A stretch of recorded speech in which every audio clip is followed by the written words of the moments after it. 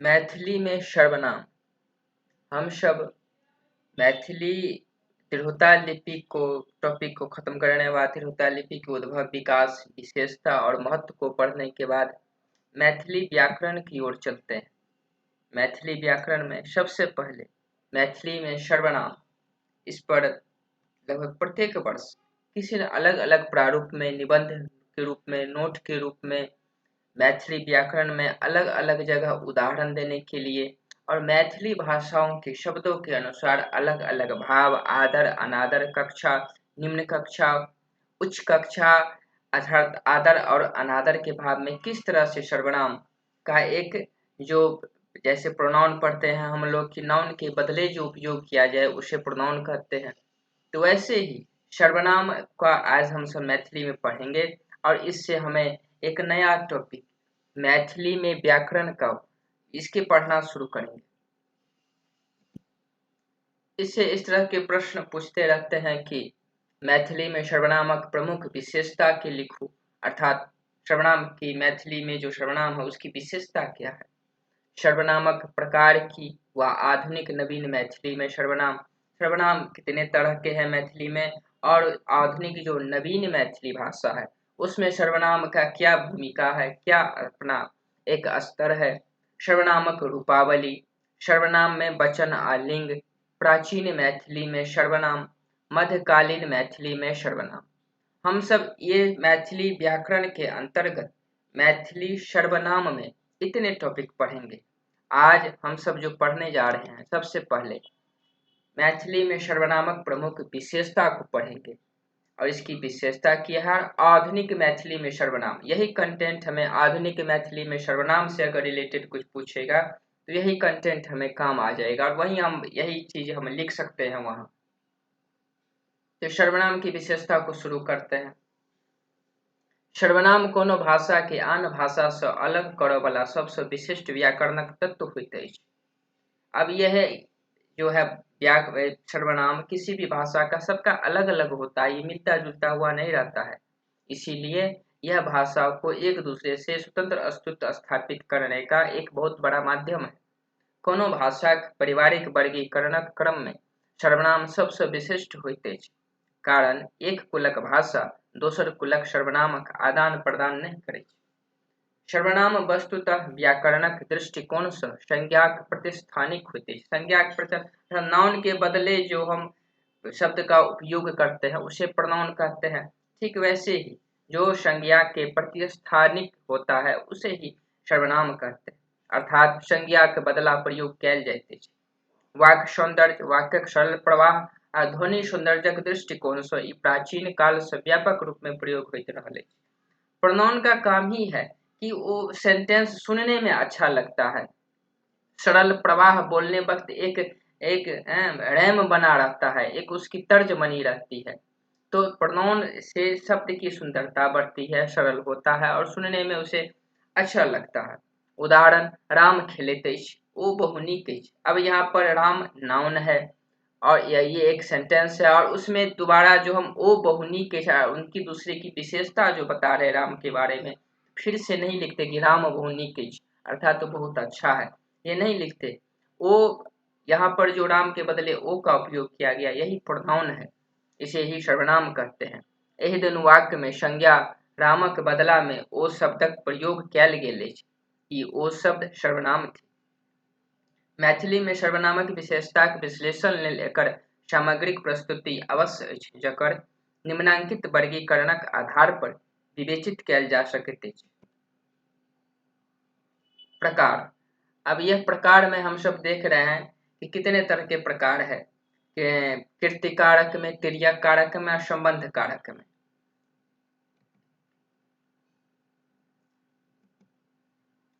अब प्रकार में सबसे पहले उत्तम पुरुष अर्थात फर्स्ट पर्सन, मध्यम पुरुष सेकंड पर्सन, अन्य पुरुष थर्ड पर्सन। तो उत्तम पुरुष के कृत्य कारक में अर्थात सब्जेक्ट में हम, हमें, मोए। अब ये यहाँ पर ओ चूंकि ये टाइपिंग में आता नहीं है तो अड़ा वाला ए है, तो ये इसलिए ओ लिख सकते हैं मोए। तिर्यक कारक में हमरा, मोहि, असंबंध कारक में वही हमर, मोर हो जाता है। मध्यम पुरुष सेकंड पर्सन में कृत्य कारक में सब्जेक्ट में तो है, और तिर्यक कारक में तोहरा तोड़ा तो ही, संबंध कारक में तोहर तोड़, अन्य पुरुष थर्ड पर्सन में, कृत्य कारक में से, अतिरिक्त कारक में तनिका तनि ताही तकरा, संबंध कारक में तनिक तकर तनिकर।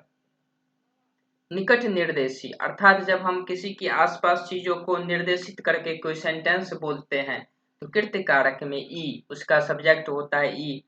जिस तरह से अंग्रेजी में अगर बिना सब्जेक्ट का तो सेंटेंस बन नहीं सकता है, तो बनाते हैं कि एक राजा था, तो यहाँ पर सेंटेंस का सेटिंग नहीं हो पाता है, तो हम लोग क्या यूज करते हैं कि दैट वाज द किंग, तो एक राजा था, तो दैट का उपयोग करते हैं, क्योंकि बिना सब्जेक्ट का एक सेंटेंस बन नहीं सकता। निकट निर्देशी शब्द में जब हम किसी चीज को संबोधित करके बोलते हैं, किसी चीज के बारे में बताते हैं, तो ई बोलते हैं, अर्थात जो नजदीक हो।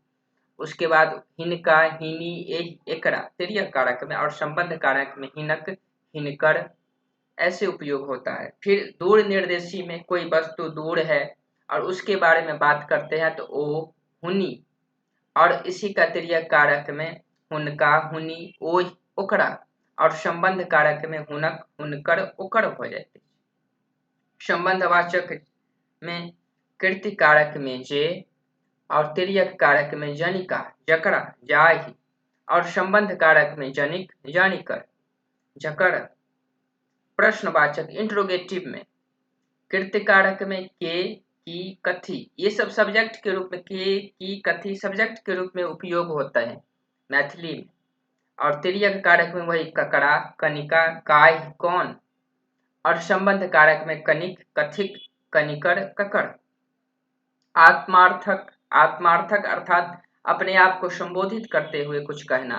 अब कृत्य कारक में अपन, तिर्यक कारक में अपने, संबंध कारक में अपन, और और दूसरा हो गया अपनुक अपनुकाक। अनिश्चयवाचक अनिश्चय अर्थात कोई सेंटेंस के बारे में एक अनिश्चितता होकर के बात करना, जिसमें कुछ निश्चित हो भी सकता है नहीं भी हो सकता है। तो जैसे जैसे केदन, कृत्य कारक में केदन केओ केहन दन कौन, अर्थात डिसाइडेड नहीं है कि बहुत अच्छा है या बुरा है। अतिरिक्त कारक में केदुन केहने दुन केहन सनक, और वही संबंध कारक में ककरो किनको केहनो कुनु कोनो। तो इस प्रकार से सर्वनाम की विशेषताओं को अलग हमने देखा कि सर्वनामिक विशेषता के विश्लेषण ले जो ये इसका उदाहरण दिया गया, तो ये सर्वनाम की एक विशेषता है कि कितने अलग अलग भाव में अलग अलग रूप में हमें देखने को मिलता है मैथिली में।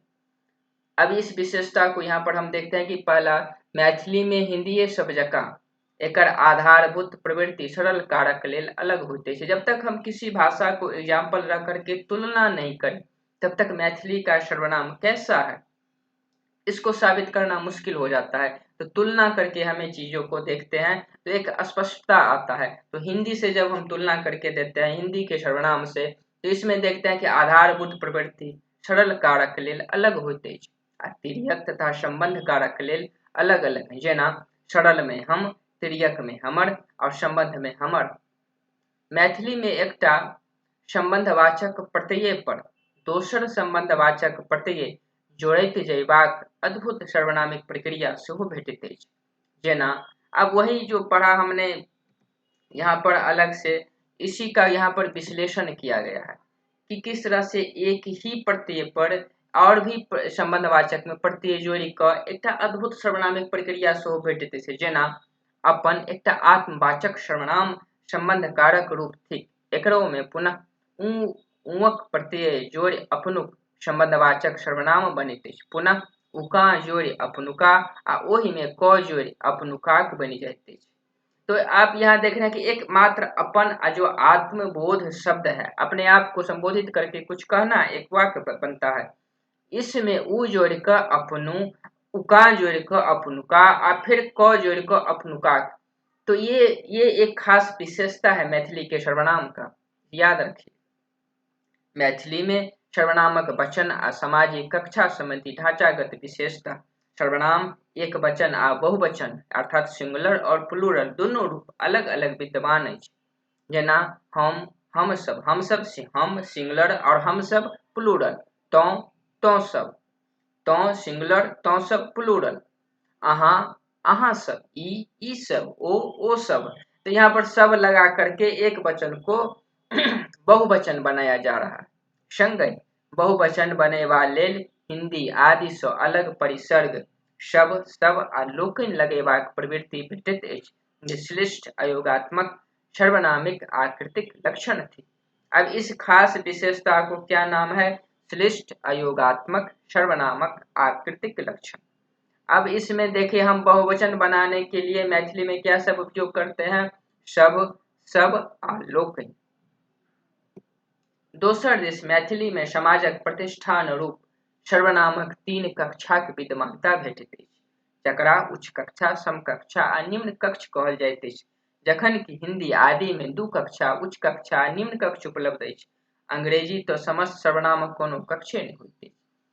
अब हम सब देखते हैं कि मैथिली में कितनी विविधता है, कितने शब्दों की विविधता है, भाव की विविधता है, कि आदर अनादर के आधार पर अंग्रेजी में तो कुछ होता ही नहीं है। अंग्रेजी एक भावनात्मक तो शब्द भाषा है ही नहीं। किस तरह से हम यू को आदर अनादर दोनों में उपयोग कर सकते हैं, इठ को देखो, लेकिन आप यहाँ पर अंतर देखने को मिलेगा। जब हम तुलना करते हैं तो मैथिली कितनी मधुर भाषा है, कितनी विविधता भरी भाषा है, कितनी यह जब अष्टम अनुसूची में स्थान मिला तो इसको क्यों मिला, इसको हम जब पढ़ते हैं तब पता चलता है। जिस तरह से हम हिंदी में देख सकते हैं उच्च कक्षा, निम्न कक्षा। उच्च कक्षा अर्थात जब आप अपने से बड़े से बात करते हैं तो उन्हें आप संबोधित करते हैं आप, ये, वे। और निम्न कक्षा यानी अपने से छोटे उम्र के से बात करते हैं तुम, यह, वह। और अंग्रेजी में तो कोई कक्षा ही नहीं होता है, सबको I, you, it, they, this, that, ETC, OTC. तो इस भावनात्मक भाषाओं से अलग है। किस तरह से आप मैथिली में देखिए, इसका भी विशेषता देखने को मिलता है। उच्च कक्षा अर्थात अपने से बड़े को अहाँ, अपने। निम्न कक्षा अर्थात अपने से छोटे को तो, तोड़ा। और समकक्ष हम उम्र को अपने उम्र के बराबर, दोस्त, महिम, संगी, साथी को जैसे कहते हैं तोहरा। तो यहाँ पर इतनी विविधता है मैथिली सर्वनाम में। नपुंसक लिंगक अवशेष अछि। नवभारतीय आर्य भाषा बांग्ला आ मैथिली सन किछु भाषा के छोड़ी नपुंसक लिंगक लोप भ गेल। अब मैथिली में ही एकमात्र पूर्वांचलीय भाषा में है जिसमें कि नपुंसक लिंग भी विद्यमान है, यानी तीनों लिंग का प्रयोग होता है। मैथिली सन भाषा में कतेक सर्वनामक किछु एहन रूप पाओल जाइत अछि जकर प्रयोग प्राणी सब में नहीं भ क लिंग विहीन वस्तु सब में होइत अछि, जेना के आयल अर्थात के व्यक्ति आयल, यानी व्यक्ति को संबोधित करते हैं के से। की आयल अर्थात कौन वस्तु आयल, की का संबोधित करते हैं वस्तु के लिए। एहिठाम ये प्रश्नवाचक है, इंटरोगेटिव है। एहिठाम दोसर वाक्य में की सर्वनामक प्रयोग वस्तु मात्र लेल होइत अछि। मनुष्य एकरा कोनो जीव सँ अलग करैत नपुंसक लिंग में राखैत अछि। गाय, बड़द, महिला, पुरुष आदि लेल एकर प्रयोग नहीं भ सकैत अछि। अब यहाँ पर के जब हम करते हैं तो इस सजीव वस्तु के लिए, व्यक्ति के लिए कर सकते हैं, किसी जीव जंतु के लिए कर सकते हैं। लेकिन जो ही की उपयोग करेंगे, की आयल, तो ये सिर्फ वस्तु के लिए उपयोग कर सकते हैं। प्रतिपादिक स्वरूप संदर्भित विशेषता। मैथिली में हिंदी सब जगह 3 प्रतिपादिक स्वरूप होइत अछि। पहिल मौलिक स्वरूप जकरा कृतिकारक कहल जाइत अछि, जकर प्रयोग मुख्यतः कर्ताक रूप में अर्थात सब्जेक्ट के रूप में होता है। जखन आगू कोनो कारक चिन्ह नहीं लागल हो एकरा सरल कारक सेहो कहल जाइत अछि। जेना हम गेलहुं, एहि वाक्य में हम कृतिकारक सर्वनाम थिक। दोसर स्वरूपक प्रयोग तिर्यक कारक सब में तथा एकर विशेषण सब में होइत अछि। जेना हमरा कलम अछि, एहि में हमरा तिर्यक कारक सर्वनाम थिक।